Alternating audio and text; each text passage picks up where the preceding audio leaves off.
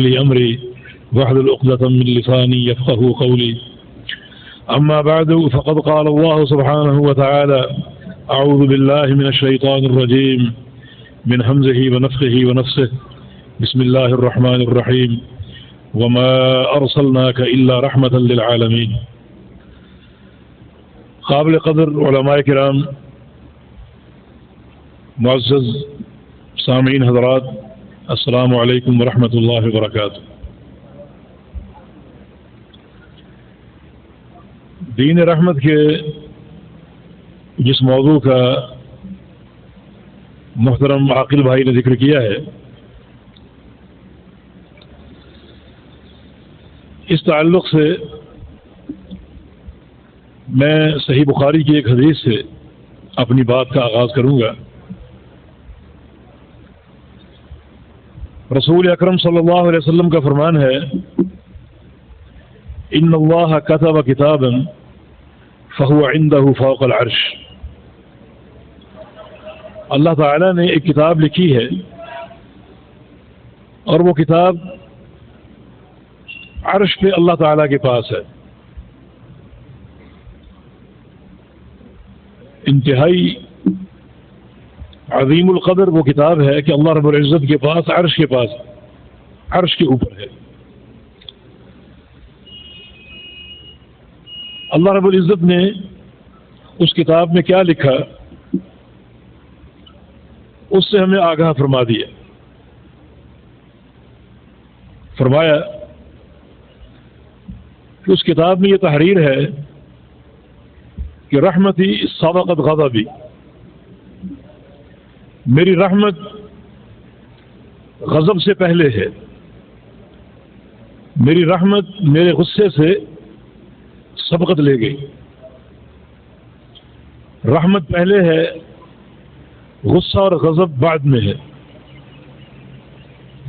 یہ اس کتاب کی تحریر ہے. میں پہلے اس حدیث کا مفہوم سمجھانا چاہتا ہوں کہ اس سے کیا مراد ہے.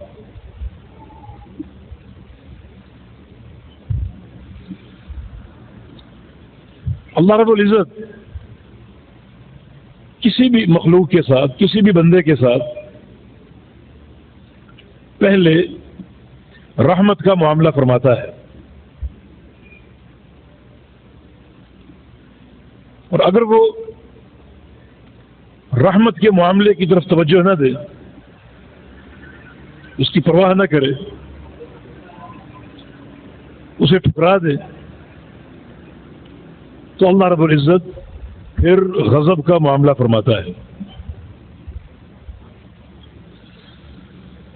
اس اجمال کی تفصیل اس طرح ہے کہ اللہ رب العزت لوگوں کی طرف، قوموں کی طرف، بستیوں کی طرف اپنے انبیاء بھیجتا ہے اور اپنی بنائی ہوئی شریعت ان تک پہنچاتا ہے.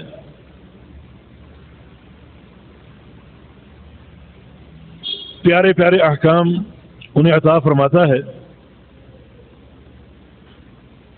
بہترین دین اپنے انبیاء کے توسط سے ان تک پہنچاتا ہے. یہ سارا رحمت کا معاملہ ہے. دیکھیں رسول اکرم صلی اللہ علیہ وسلم کی بعثت سے قبل یہ قوم کس طرح بربادی کے دھانے پر کھڑی تھی.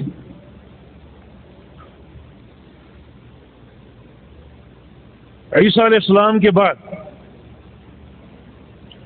محمد الرسول اللہ صلی اللہ علیہ وسلم کی بعثت تک تقریباً 600 سال کا وقفہ اور عرصہ ہے. اس دور کو فترت الرسل کا دور کہا جاتا ہے کہ اللہ کی طرف سے انبیاء نہیں آ رہے، پیغام نہیں اتر رہے، ہدایت نہیں اتر رہی، اور یہ دور انتہائی تاریک دور شمار ہوتا ہے. صحیح مسلم میں اور مسند احمد میں رسول اللہ صلی اللہ علیہ وسلم کی حدیث ہے کہ ان اللہ نظر إلى أهل الأرض فمقته عربهم وعجمهم إلا بقايا أهل الكتاب. کہ اس دور میں اللہ تعالیٰ نے زمین والوں کو دیکھا. یہ جو فترت رسول کا دور ہے، نبی علیہ السلام کی بعثت سے قبل اللہ تعالیٰ نے زمین والوں کو دیکھا، تمام زمین والوں کو، مشرق میں، مغرب میں، شمال میں، جنوب میں، اور سب نے اللہ تعالیٰ کو ناراض کر دیا. اللہ تعالیٰ کو کوئی خوش نہ کر سکا. الا بقایا اہل الکتاب، ہاں تھوڑے سے اہل کتاب تھے جن کے پاس تورات و انجیل کا علم تھا، اور وہ ان تعلیمات پر قائم تھے، گامزن تھے. ان کے علاوہ باقی روئے زمین پر موجود تمام افراد نے اللہ کو ناراض کر دیا. ہر گھر میں خرافات، شرک، بت پرستی، قبر پرستی اور بزرگوں کی شان میں غلو، مختلف بدعات، خرافات، قتل و غارت گری، یہ تمام چیزیں عام تھیں. یہ تمام چیزیں عام تھیں. بے حیائی عام تھی.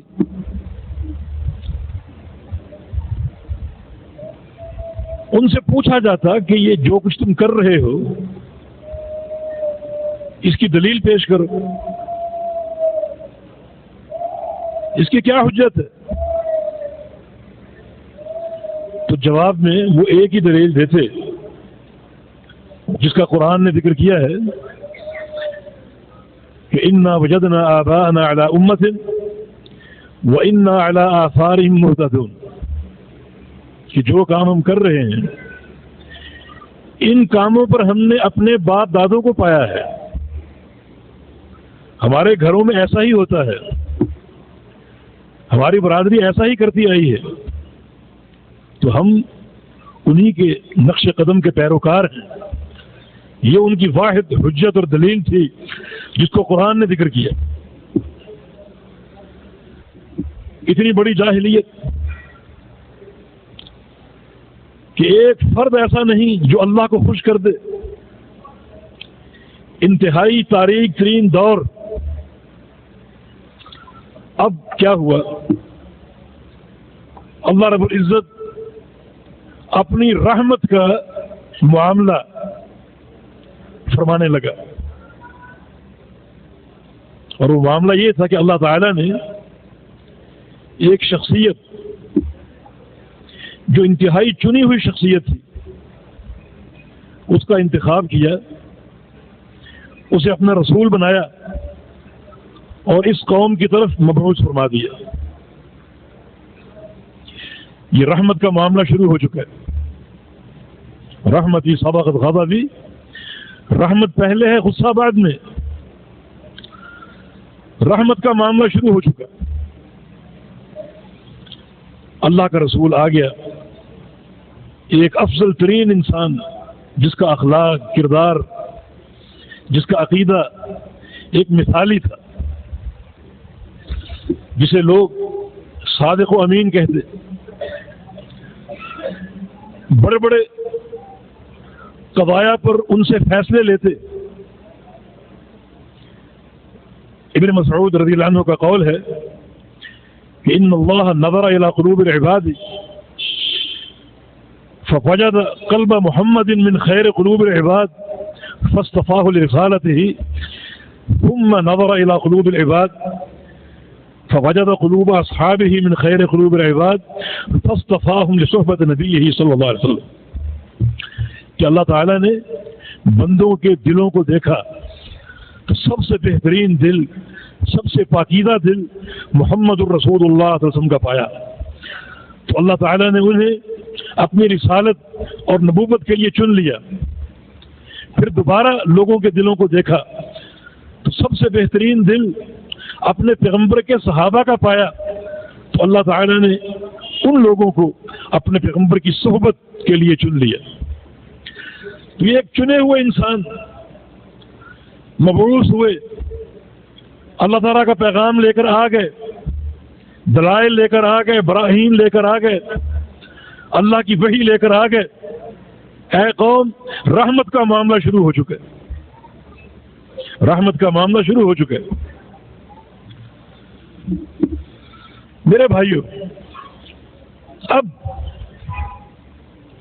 میں اس مضمون سے جو دین رحمت کا موضوع ہے،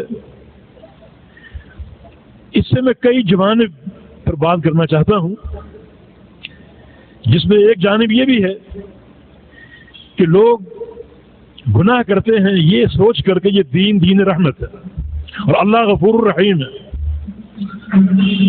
اور دین میں کوئی تنگی نہیں، کوئی سختی نہیں. یہ سختی اور تنگی مولویوں نے پیدا کر رکھی. یہ جانب بھی بڑی قابل غور. اب اللہ رب العزت رحمت کا معاملہ فرما چکا ہے اور ایک نبی مبعوث ہو کر آ گیا. اس معاشرے میں، جس معاشرے میں قدم قدم پر گناہ تھے، برائیاں تھیں، بدعقیدگی تھی، خرافات تھی، شرک تھا، بدعات تھی، اور ان تمام امور کے لیے ان کی واحد حجت یہ تھی کہ یہ سارے کام ہمارے باپ دادا کرتے تھے اور ہماری برادری میں ایسا ہوتا آ رہا. اب بتائیے، نبی علیہ السلام آ گئے، اللہ کا نور آ گیا. لقد جاءکم من اللہ نور و کتاب مبین، تمہارے پاس اللہ کا نور آ گیا. ترکتکم من البیضاء لیلھا ونہارھا سواء، یہ میرا دین جو ہے بڑا روشن اور چمکدار ہے، اتنا واضح ہے کہ اس کی رات اور دن برابر ہے. اتنا پیارا دین آ گیا، اور اللہ کے نبی صلی اللہ علیہ وسلم نے پوری امانت داری کے ساتھ اور پوری دیانت کے ساتھ پورا دین پیش کر دیا. کوئی ایک نقطہ بھی چھپا کر نہیں رکھا. رسول اللہ صلی اللہ علیہ وسلم کا فرمان ہے، ما ترکت من شیء یقربکم من الجنہ الا وقد حدثتکم بہ، کہ ہر وہ چیز جو تمہیں جنت میں پہنچا سکتی ہے وہ میں نے بیان کر دی ہے، وہ میں نے بتا دی ہے. جنت کا پورا پروگرام تمہارے سامنے پیش کر دیا ہے. تو بھائی، اس تمام کے بعد اگر آج بھی کوئی شخص یہ کہے کہ میں اپنے باپ دادا کی بات مانوں گا، یا میں اپنی برادری کی بات مانوں گا، یا میں اپنے شیخ کی بات مانوں گا، یا میں اپنے پیر کی بات مانوں گا، یا میں اپنے امام کی بات مانوں گا، تم یہ بتاؤ کہ آج کے مسلمان میں اور جاہلیت کے دور کے اس کافر میں کیا فرق ہے؟ وہ بھی اپنی تمام خرافات کے لیے برادری، قبیلہ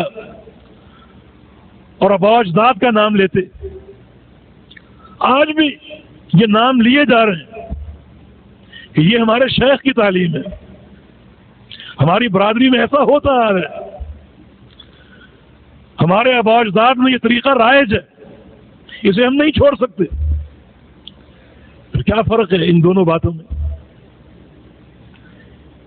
ان دونوں پارٹیوں میں؟ ایک فرق ہے، اور وہ یہ ہے کہ جاہلیت کے دور میں مشرکین نے جب یہ بات کہی تو اس وقت اللہ کی رحمت ان تک نہیں پہنچی تھی، نبی علیہ السلام مبعوث نہیں ہوئے تھے، اللہ کی وحی موقوف تھی، اتر نہیں رہی تھی. اور آج کا مسلمان یہ ساری باتیں کر رہا ہے اللہ کے نبی کی موجودگی میں، اس پیغام کی موجودگی میں، قرآن و حدیث کی موجودگی میں، اللہ تعالیٰ کی رحمت کی موجودگی میں.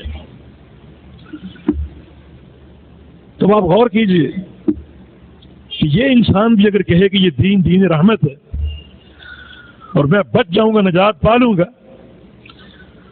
تو یہ اس کی انتہائی کج فکری، اس کی ایک ایسی خوش فہمی ہے جس کا دین سے کوئی تعلق نہیں. یہ دین رحمت ہے یقیناً، اور اللہ رب العزت پہلے اپنے بندوں کے ساتھ رحمت کا معاملہ فرماتا ہے، اور رحمت بھی ایسی کہ جس کا کوئی شمار نہیں. ان اللہ خلق مئۃ رحمہ، اللہ تعالیٰ نے 100 رحمتیں پیدا کی، ان 100 میں سے صرف ایک رحمت اللہ تعالیٰ نے زمین پہ اتار دی، باقی 99 رحمتیں محفوظ ہیں جو اللہ قیامت کے دن عطا فرمائے گا۔ صرف ایک رحمت زمین پہ اتری ہے، یہ سارا رزق، یہ ماں باپ کی محبت، دوستوں کی محبت، حتیٰ کہ جانوروں کی آپس میں محبت، یہ سارا کا سارا اسی ایک رحمت کی بنا پر، اسی ایک رحمت کی بنا پر۔ اب اللہ تعالیٰ نے اپنی عظیم رحمت ہم تک پہنچا دی۔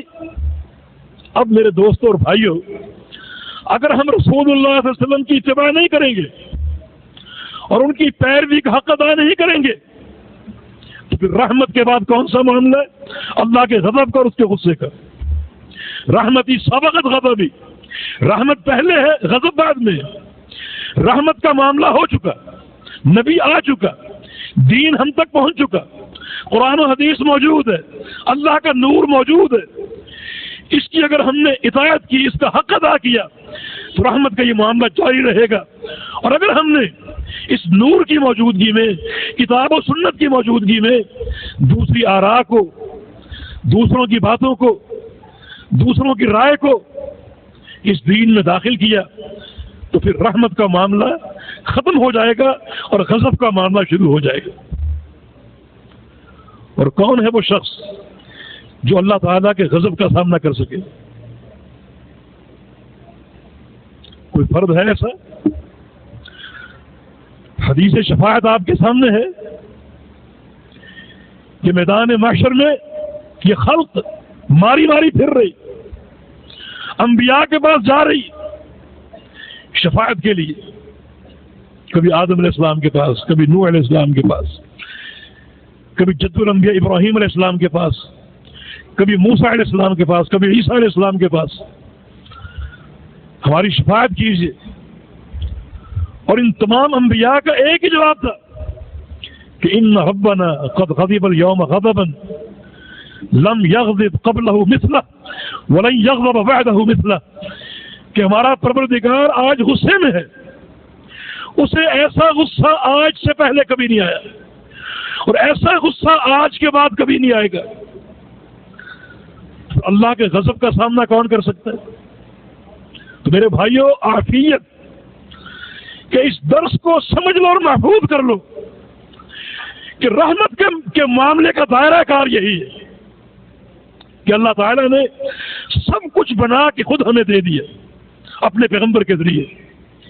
ایک چیز بھی ہماری خواہشات پر، ہماری برادری کی عقل پر، ہمارے بڑوں چھوٹوں کی ثواب دید پر نہیں چھوڑی، ہر چیز خود بنا کر دے دی۔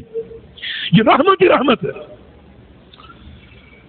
بڑی رحمت ہے یہ دین۔ اگر آپ اس کی گہرائی میں جائیں، جزئیات میں جائیں، تو اللہ تعالیٰ کے تمام احکام رحمت پر منتج ہوتے ہیں۔ چھوٹا سا عمل اور بے شمار اجر، بے شمار ثواب اور اللہ کی رضا کے خزانے، محبتوں کے خزانے۔ کتنا عظیم الشان رحمت کا معاملہ ہے۔ صحیح مسلم کی ایک حدیث ہے، ابو ہریرہ رضی اللہ عنہ نے ایک حدیث بیان کی کہ رسول اللہ صلی اللہ علیہ وسلم کا فرمان ہے، من صلی علی اخیہ فلہ قیرات ومن شہد حتی یدفن فلہ قیراتان، کہ جو شخص اپنے کسی بھائی کا جنازہ پڑھ لے اسے 1 قیرات اجر ملے گا، 1 قیرات اجر۔ اور جو شخص اس کے دفن میں شریک ہو جائے اسے 2 قیرات۔ اور ساتھ ہی فرمایا کہ وَأَصْغَرُ الْقِيرَاتِ مِثْلُ أُحُدٍ،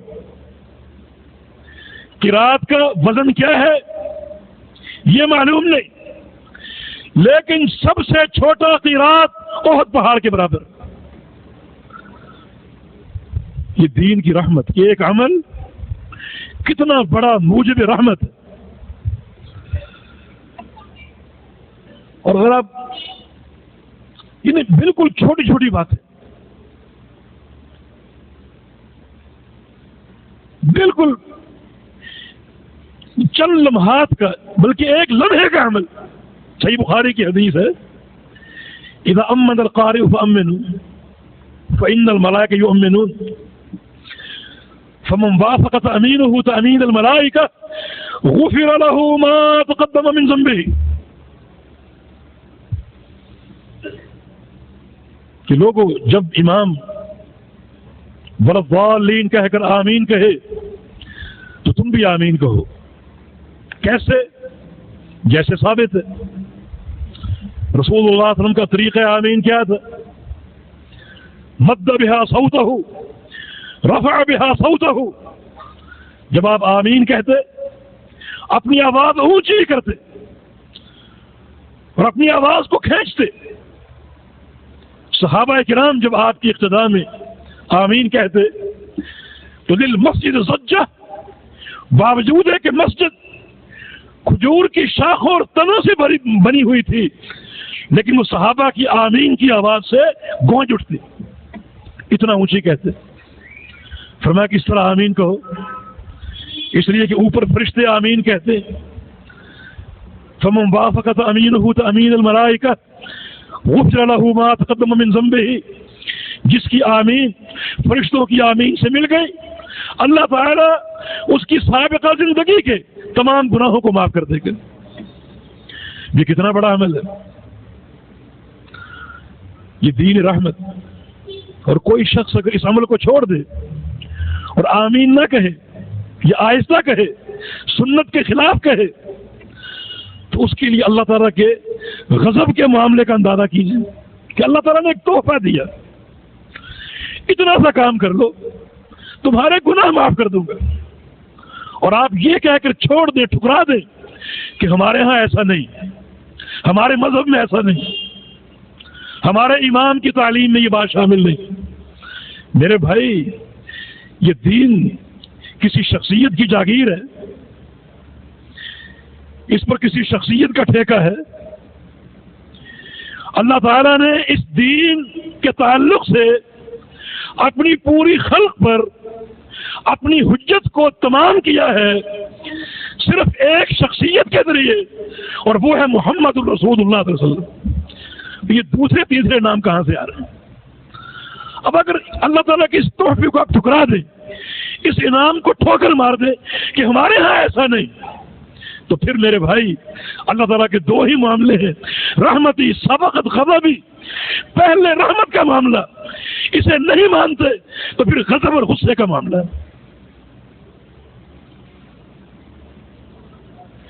یہ بالکل چھوٹی مثالیں، اس طرح کی 20 مثالیں آپ کو مل جائیں گی. رسول اللہ صلی اللہ علیہ وسلم نے ایک حدیث میں نماز کو بندے اور پروردگار کی مناجات قرار دیا ہے کہ بندہ اپنے رب سے سرگوشیاں کرتا ہے، اپنے رب سے باتیں کرتا ہے. اور کیسے کرتا ہے؟ حالت قیام میں باقاعدہ اللہ اور بندے کے درمیان مکالمہ ہو رہا ہے، باقاعدہ باتیں ہو رہی. رسول اللہ صلی اللہ علیہ وسلم کا فرمان ہے، یہ صحیح مسلم کی حدیث کے الفاظ ہیں، اذا قال العبد الحمد للہ رب العالمین، کہ بندہ الحمد للہ رب العالمین کہتا ہے، اوپر سے اللہ جواب دیتا ہے کہ حامدنی عبدی، میرے بندے نے میری تعریف کا حق ادا کر دیا. یہ مکالمہ. بندہ کہتا ہے الرحمن الرحیم، اللہ فرماتا ہے کہ اثنى علی عبدی، میرے بندے نے میری ثنا بیان کی. بندہ کہتا ہے مالک یوم الدین، اللہ فرماتا ہے مجدنی عبدی، میرے بندے نے میری بزرگی بیان کی، میری بڑائی بیان کی. بندہ کہتا ہے ایاک نعبد و ایاک نستعین، اے اللہ ہم تیری ہی عبادت کرتے ہیں اور کسی کی نہیں، اور تجھ ہی سے استعانت کرتے ہیں اور کسی سے نہیں. اللہ فرماتا ہے ھذا لعبدی ولعبدی ما سأل، میرے بندے کے یہی لائق تھا کہ اس کا یہی عقیدہ ہو کہ وہ صرف میری ہی عبادت کرے، کسی اور کی نہیں، اور مجھ ہی سے مدد طلب کرے، کسی اور سے نہیں. میرے بندے کے یہی لائق تھا، اور بندے نے اس عقیدے کا اظہار کر دیا، وَلِعَبْدِي مَا سَأَلَ، اب میرا بندہ جو مانگے گا دوں گا، جو مانگے گا عطا کروں گا۔ اب بندہ مانگ رہا ہے اهدنا الصراط المستقیم صراط الذین انعمت علیہم غیر المغضوب علیہم ولا الضالین، کہ یا اللہ ہمیں صراط مستقیم کی ہدایت دے، ان لوگوں کا راستہ جن پر تیرا انعام اترتا ہے، وہ نبیین ہیں، صدیقین ہیں، شہداء اور صالحین ہیں۔ اور اے اللہ ہمیں دو قوموں کے راستے سے بچانا، ایک مغلوب اور دوسرے ضالین۔ مغلوب علیہم وہ جو تیرے غضب کے مستحق ہوئے، یہ یہودی ہیں جن کے پاس علم تھا عمل نہیں تھا، انہوں نے علم حاصل کر کے اپنے اوپر اللہ کی حجت قائم کر لی، عمل نہیں کیا۔ دوسرے ضالین عیسائی جن کے پاس عمل تھا علم نہیں تھا، اپنی خواہشات پر چلے، بڑوں کی پیروی کرتے رہے، بزرگوں کی باتیں، فلاں کا فرمان اور فلاں کا قول۔ یا اللہ ہمیں ان دونوں قوموں کے راستے سے بچانا۔ اللہ فرماتا ہے ھذا لعبدی ولعبدی ما سأل، میرے بندے کی یہی لائق تھا کہ مجھ سے دین مانگے، بندے نے دین مانگا، اسے دین بھی دوں گا، اور جو مزید سوال کرے گا وہ بھی عطا کروں گا۔ یہ مکالمہ، اور یہ مکالمہ، یہ مناجات سورہ فاتحہ کے ذریعے کتنی فضیلت ہے، کتنی عظمت ہے کہ ایک بندہ اپنے رب سے باتیں کر رہے اور اللہ جواب دے رہے۔ اس سے بڑی عظمت کیا ہو سکتی؟ اللہ تعالیٰ نے کتنا بڑا انعام دیا، ایک ایسی صورت ہمیں عطا فرما دی کہ جو صورت واقعی خالق اور مخلوق کے مابین ایک مکالمہ ہے، ایک گفتگو ہے، ایک مناجات ہے۔ لیکن ایک شخص نماز میں سورہ فاتحہ پڑھتا ہی نہیں، کہ ہمارے ہاں یہ نہیں، یہ پڑھنا ہمارے ہاں نہیں، ہمارے دین میں نہیں، ہمارے مذہب میں نہیں۔ بتائیے اس کے ساتھ اللہ کا کیا معاملہ ہوگا، رحمت کا یا غضب کا؟ اللہ نے ایک انعام دیا، ایک بہترین انعام، بلکہ اسے نماز کہا، اسے نماز کہا، اور آپ ٹھکرا دیں اللہ کے اس انعام کو، اس بہترین عطیہ کو، کہ ایک بندہ دن میں کئی بار اللہ تعالیٰ سے باقاعدہ مناجات کر رہا ہے، گفتگو کر رہا ہے، باتیں کر رہا ہے۔ یہ بالکل وہ عام مثالیں ہیں جو ہماری روزمرہ کی زندگی میں ہمارے سامنے آتی کہ یہ دین کس قدر رحمت کا معاملہ کر رہا ہے، کس قدر رحمت کا معاملہ۔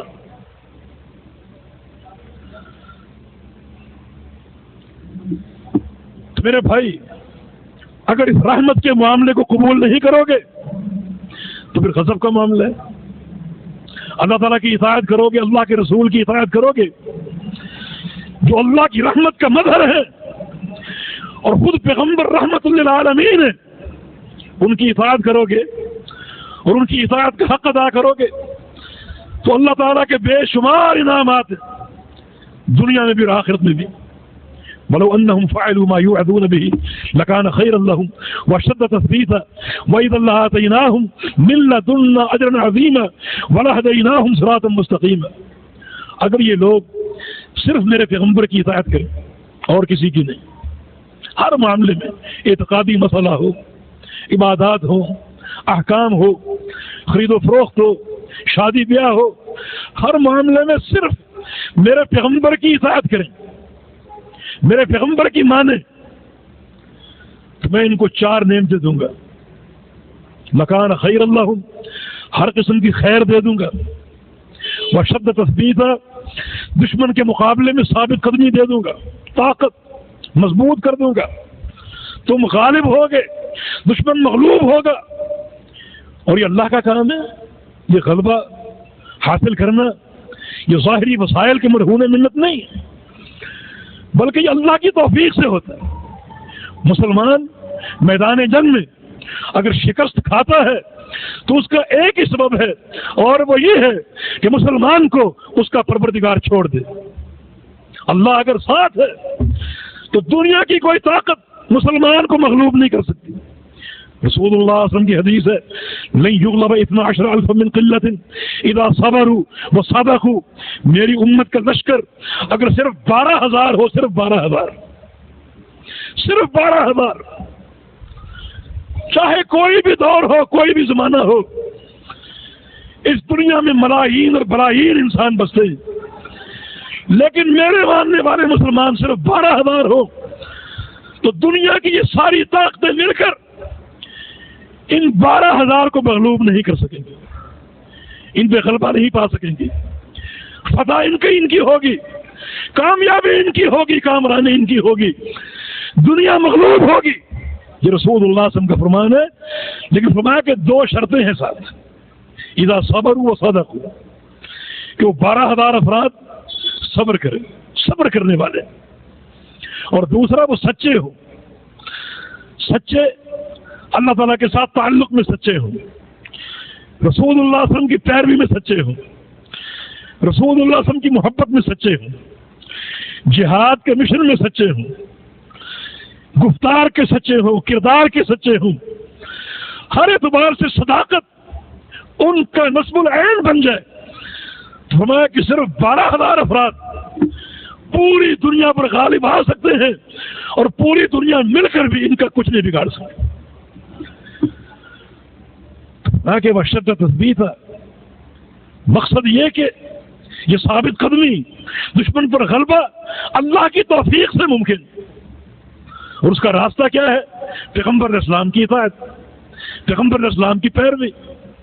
یہ 2 نعمتیں، اگر پیغمبر علیہ السلام کی اطاعت کرو گے ہر قسم کی خیر دوں گا، اور دشمن پر غلبہ دوں گا، ثابت قدمی دوں گا۔ رسول اللہ صلی اللہ علیہ وسلم نے یہ کیوں فرمایا کہ نصرت بالرعب مسیرۃ شہر، کہ میرا دشمن مجھ سے 1 مہینے کی مسافت کے فاصلے سے دور ہو، 1 مہینے کی دوری ہو، تو اتنی دور بیٹھ کر بھی وہ مجھ سے میرے خوف سے کانپے گا، میرے خوف سے تھر تھرائے گا۔ کیوں؟ آخر نبی علیہ السلام کے پاس کیا چیز تھی؟ کوئی ایسا میزائل تھا جو 1 ماہ کی مسافت پر مار کرتا ہے؟ نہیں، یہ صرف تقوی اور ورع کا راستہ اور تعلق باللہ کا راستہ۔ اس راستے میں اللہ تعالیٰ نے قوت پیدا کر دی کہ اتنی دوری پر دشمن ڈر رہے، کانپ رہے، مبتلا خوف ہے۔ اس کی اساس میرے دوستوں اور بھائیوں اللہ اور اس کے رسول کی اطاعت ہے۔ اور فرمایا کہ وَلَا آتَيْنَاهُمْ مِن لَّدُنَّا أَجْرًا عَظِيمًا، اگر صرف میرے پیغمبر کی اتباع کرتے رہو گے تو اپنی طرف سے اجر عظیم دوں گا، اجر عظیم، ایسا اجر جس کا تم تصور نہیں کر سکتے، تمہارے فہم و گمان سے بڑھ کر۔ جیسا کہ عبداللہ بن رواحہ کی حدیث ہے، جن کا قصہ معروف ہے کہ رسول اللہ صلی اللہ علیہ وسلم نے انہیں لشکر کے ساتھ فجر کی نماز پڑھتے ہی روانہ کرنے کا حکم دیا۔ انہوں نے ساتھیوں کو بھیج دیا، خود ٹھہرے رہے کہ جمعے کا دن ہے، جمعہ پڑھ کے جاؤں گا، نبی علیہ السلام کی پیچھے نماز پڑھوں گا، مسجد نبوی کی 1 نماز 1000 نماز کے برابر۔ رسول اللہ صلی اللہ علیہ وسلم خطبے کے لیے آئے، عبداللہ کو سامنے دیکھا، فرمایا کہ یا عبداللہ لماذا لم تغدو معهم، اے عبداللہ تم ساتھ کیوں نہیں گئے؟ وجوہات بیان کر دی، اور ساتھ یہ بھی کہا کہ جہاد کا سفر ہے، پتہ نہیں واپس آ سکوں یا نہ آ سکوں، اور ساتھ یہ بھی کہا کہ میرے پاس تیز رفتار سواری موجود ہے، جمعہ پڑھتے ہی تیز رفتاری سے جاؤں گا اور ساتھیوں کو جا ملوں گا، آپ کے فرمان میں تعطل بھی نہیں آئے گا، سارے کام بروقت ہوں گے۔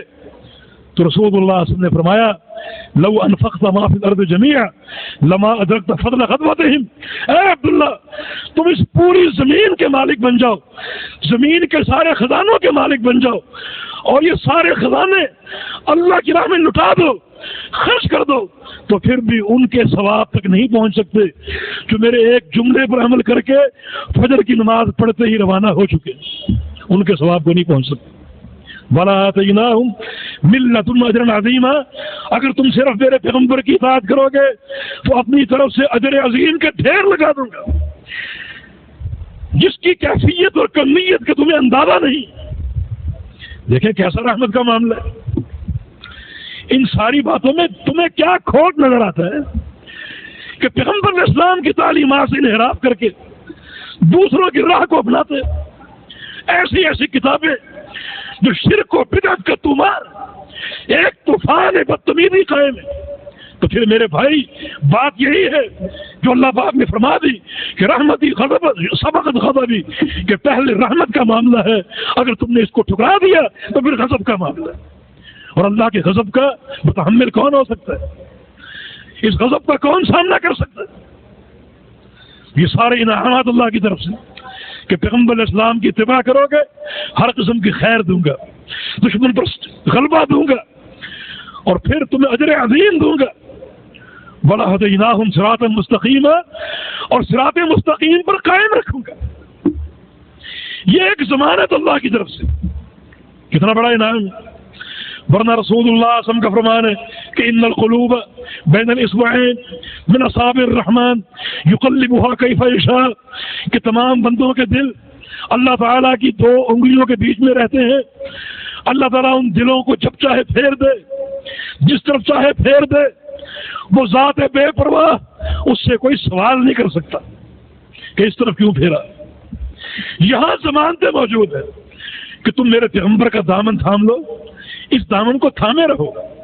نماز پڑھو تو آپ کے طریقے سے، حج و عمرہ کرو آپ کے طریقے سے، زکوٰۃ دو آپ کے طریقے سے، فرائض ادا کرو آپ کے طریقے سے، نوافل ادا کرو آپ کے طریقے سے، گفتار ہو آپ کے طریقے سے، دنیا کے معاملات ہو آپ کے طریقے سے۔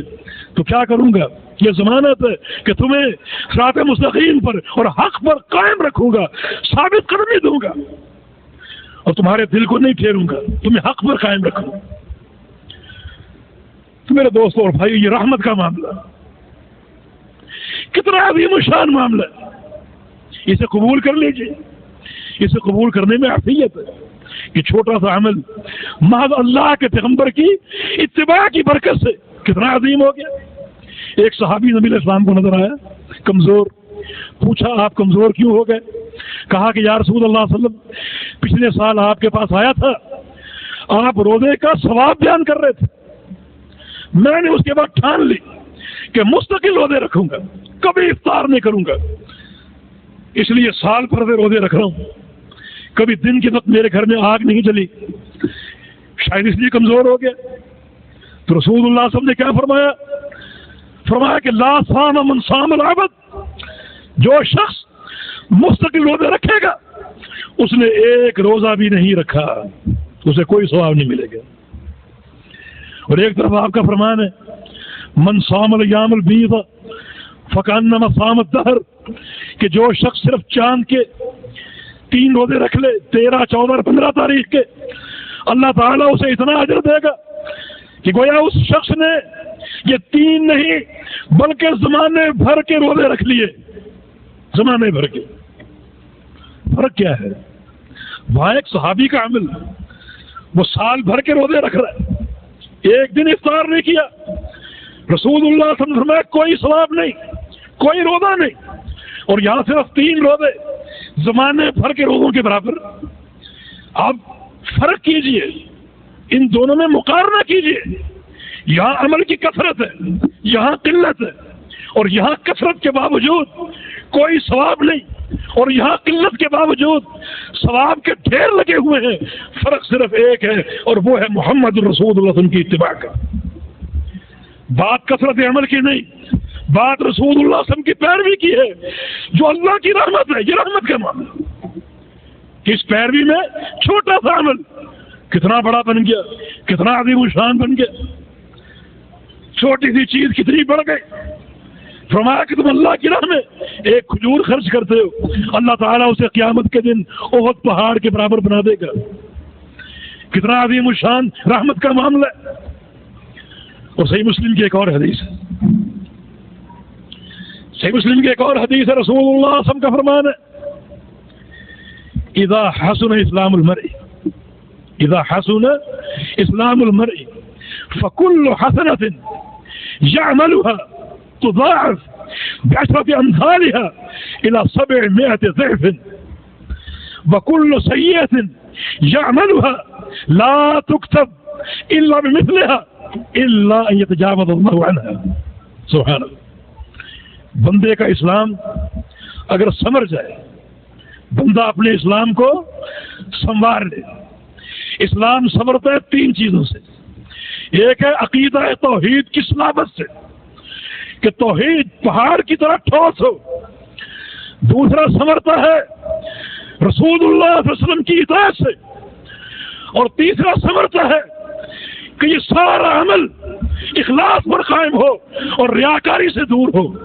یہ تین چیزیں انسان کو اور اس کے عمل کو سجا دیتی ہیں، سنوار دیتی ہیں اور خوبصورت کر دیتی ہیں. توحید کی صلابت ہو، پیغمبر اسلام کی اطاعت ہو اور ہر عمل میں اخلاص کی شمولیت ہو. یہ حسن اسلام ہے. فرمایا کہ اس طرح تم اپنے اسلام کو سنبھال لو. اس کے بعد اللہ کیا کرے گا؟ جو نیکی تم کرو گے، جو بھی نیکی کرو گے، خواہ وہ چھوٹی ہو خواہ وہ بڑی ہو، اللہ تعالیٰ اس کو بڑھائے گا 10 گنا سے لے کر 700 گنا تک. ایک حج کرو گے 700 حج، ایک نماز پڑھو گے 700 نمازیں، ایک صدقہ دو گے 700 صدقہ بڑھا دے گا اللہ تعالیٰ. کتنا انعام ہے، کتنی رحمت ہے. میرے بندوں، میرے بھائیوں، جو بندہ ان تمام رحمتوں کو سن کر اگر اللہ کے پیغمبر کی اطاعت نہیں کرتا، پھر وہی دین، وہی حوصلے، وہی برادری، بزرگوں کی باتیں، مشائخ کی باتیں، تو ایسا انسان تو اللہ تعالیٰ کے عظیم غضب کا نشانہ بنے گا، جس کا ذکر آپ کے سامنے کروں گا ابھی کہ کیسا غضب ہے. ابھی تو رحمت کی بات چل رہی ہے کہ بندے کا اسلام سچ جائے، اللہ کے پیغمبر کی ہدایت سے اس کا اسلام سمجھ جائے، تو اللہ تعالیٰ اس کی ہر نیکی کو، خواہ وہ چھوٹی ہو خواہ وہ بڑی ہو، بڑھا کر 700 کر دے گا. ابھی آپ نے سنا کہ ایک کھجور احد پہاڑ کے برابر بن گئی. جب یہ 700 ہوں گی تو 700 احد پہاڑ ایک بندے کے میزان اعمال میں ہوگا. کتنا وزن ہوگا غور کیجئے. صرف ایک کھجور کی بات کر رہا ہوں کہ وہ 700 بن گئی اور ہر کھجور احد پہاڑ بن گئی. کتنی نیکیاں ہیں، کتنا انعام ہے. کیسا یہ دین رحمت ہے. اور فرمایا کہ گناہوں کا معاملہ کیا ہوگا. اسلام اگر سچ جائے اور بندے سے گناہ ہو جائے، اس کا معاملہ کیا ہے. فرمایا کہ وہ کل سیئۃ یعملها لا تکتب الا بمثلها.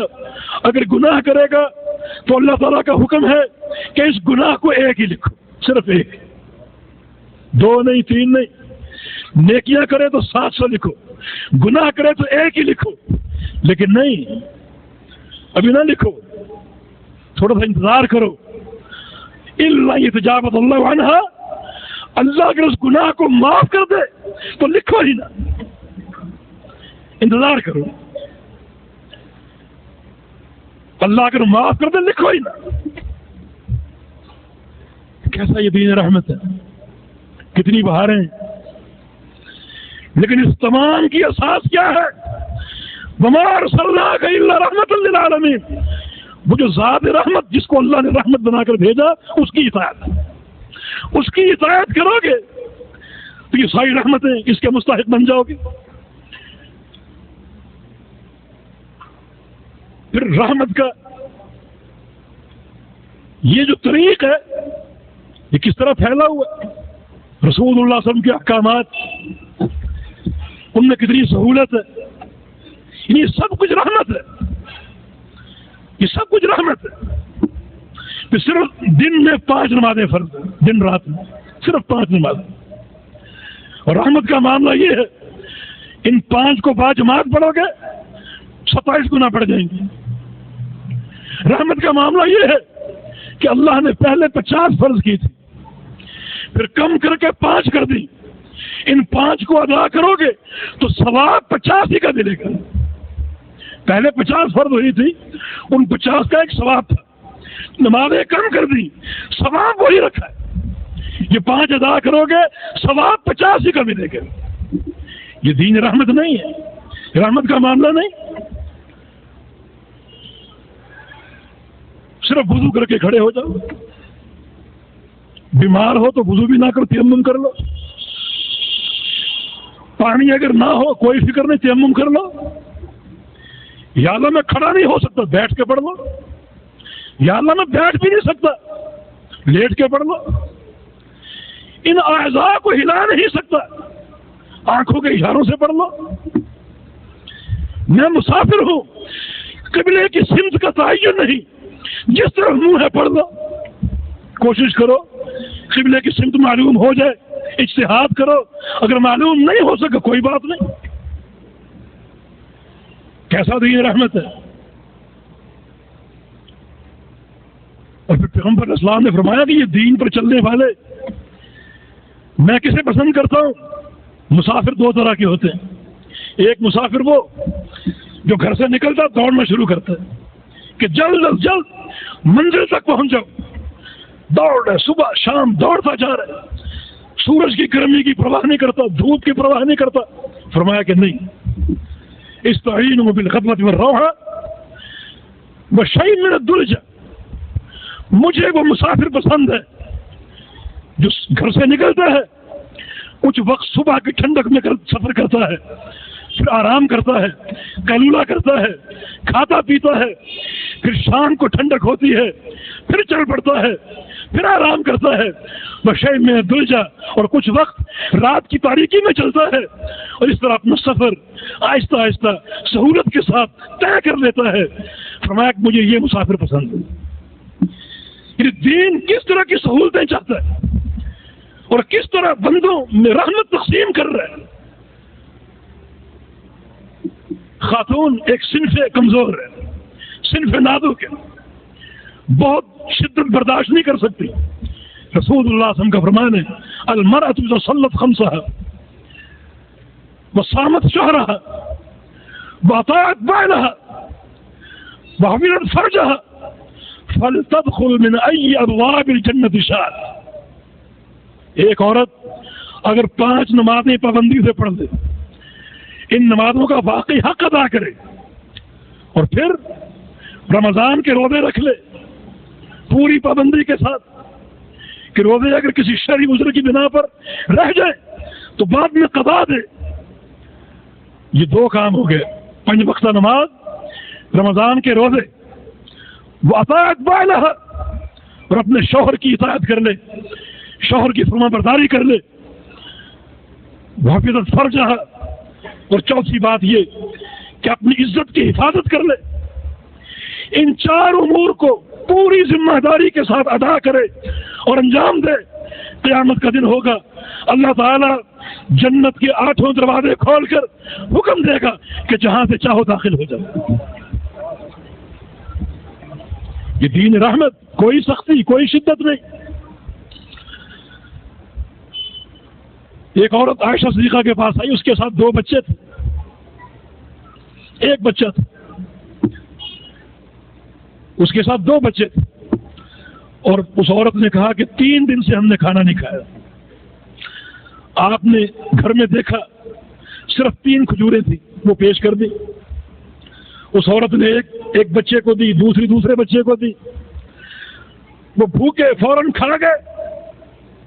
وہ عورت اپنے حصے کی کھجور منہ میں ڈالنے لگی تو اس کی جو اس کی ممتا تھی، جو اس کی شفقت تھی، وہ اس پر غالب آ گئی.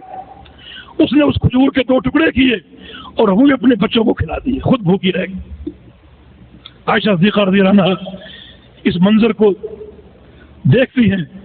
نبی علیہ السلام آئے، انہیں بیان کیا کہ یہ عورت اور یہ اس کی رحم دلی، یہ اس کی محبت اور شفقت اپنے بچوں کے ساتھ. تو رسول اللہ صلی اللہ علیہ وسلم نے کیا فرمایا تھا؟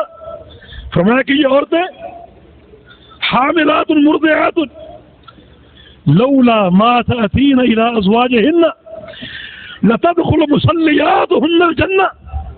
یہ عورتیں پہلے حمل کی تکلیفیں برداشت کرنے والی اور پھر بچے کو دودھ پلانے کی تکلیفیں برداشت کرنے والی.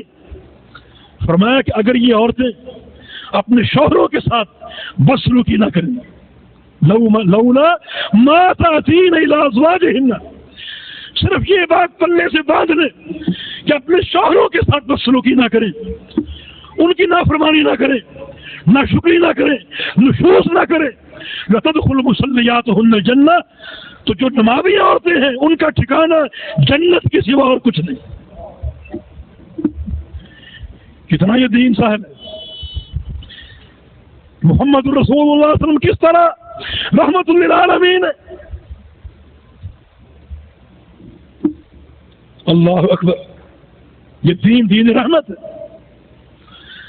لیکن میرے بھائی اگر اس رحمت کا حق ادا نہیں کرتے، جو صرف یہ ہے کہ یہ رحمت اللہ کا پیغمبر، اس کی اطاعت کرنی پڑے گی، اس کی غلامی کرنی پڑے گی، اور کوئی راستہ نہیں، اور کوئی راستہ نہیں، تو پھر یہ رحمت ان تمام تفصیلات کے ساتھ جن میں سے میں نے بعض آپ کو سنائی. اور اگر تم نے اللہ کے پیغمبر کی اطاعت نہ کی، اپنی منمانی کی، یا اپنے بڑوں کی خواہشات کی پیروی کی، تو پھر دوسرا معاملہ اللہ کے غضب کا، اللہ کے غصے کا، پھر اس کے لیے تیار ہو جاؤ.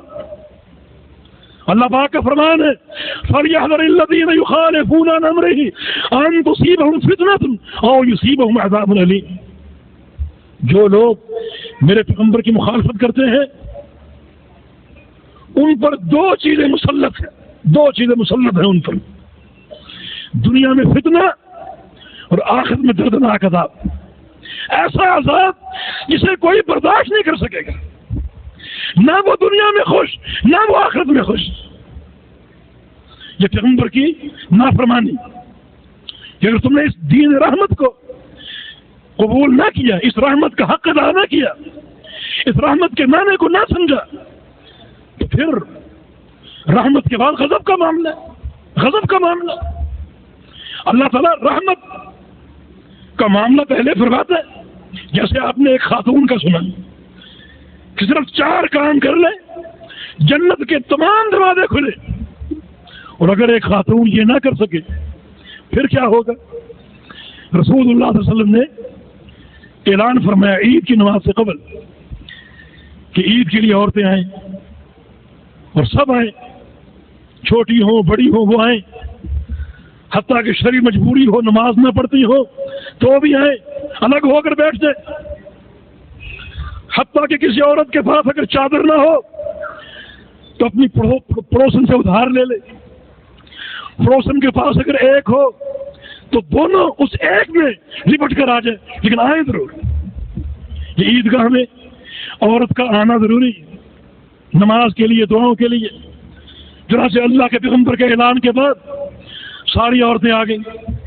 رسول اللہ صلی اللہ علیہ وسلم نے مردوں کو خطاب کیا، اور خطاب کرنے کے بعد آپ خواتین کی طرف گئے اور کیا فرمایا کہ یا معاشر النساء تصدقنا واکثرن من الاستغفار فإني أريدكن أكثر أهل النار. اے عورتوں صدقہ دو کثرت سے، اور کثرت سے استغفار کرو، اس لیے کہ میں نے جہنم میں تمہیں زیادہ دیکھا ہے. جہنم میں تم زیادہ ہو اور مرد کم ہے. ایک عورت نے جرأت کر کے پوچھ ہی لیا یا رسول اللہ کیوں ہم زیادہ کیوں ہیں؟ فرمایا کہ 2 اسباب ہیں، تکثرن اللعن وتکفرن العشیر. تمہاری زبانیں محفوظ نہیں، غیبتیں کرنا، چغلیاں کرنا، گالی گلوچ، سب و شتم، تانا زنی، تم اس کے عادی ہو. اور دوسری چیز شوہر کی نافرمانی اور شوہر کی ناشکری. فرمایا کہ یہ 2 اسباب تمہیں جہنم میں لے گئے. یہ غضب کا معاملہ، ایک رحمت کا کہ عورتیں صرف 4 کام کر لیں جنت کے تمام دروازے کھلے ہیں، اس نصیحت کو قبول نہیں کرتی تو پھر غضب کا معاملہ. پھر ہر چیز کا دوسرا رخ موجود ہے. آدمی نکاح کرے اپنی خواہش کی تسکین کے لیے، اگر نکاح کے بعد بھی وہ زنا کا ارتکاب کرتا ہے تو اس کو آٹا زمین میں گاڑ کر پتھر مارے جائیں گے. یہ رحمت کا معاملہ اور یہ غضب کا معاملہ. ایک طرف تجارت ہے، خوب کماؤ خوب کھاؤ، کوئی پابندی نہیں، بس نمازیں پڑھ لو 5 وقت کی، فجر پڑھ کے نکل جاؤ اپنی تجارت کی طرف، ظہر تک کماؤ، ظہر پڑھنے آ جاؤ، ظہر کے بعد پھر کاروبار کرو، عصر تک کرو، عصر پڑھنے آ جاؤ. کوئی پابندی نہیں، کوئی روک ٹوک نہیں، خوب کماؤ، خزانے اکٹھے کرو. یہ کوئی شرعی مطلوب نہیں ہے کہ ہم مسکین اچھے ہیں. زیادہ مال طلب نہیں کرنا چاہیے. نہیں، مال میں اگر اللہ برکت دیتا ہے اس کا حق ادا کرو تو خوب کماؤ، لیکن حلال تجارت کے ذریعے جو اللہ نے حلال کی اور رحمت بنا دی. اگر حلال کو چھوڑ کر حرام کا ارتکاب کرو گے تو پھر غضب کا معاملہ، مثلا سود کھاؤ گے تو اللہ فرماتا ہے کہ یہ سود کھانا میرے ساتھ اعلان جنگ ہے.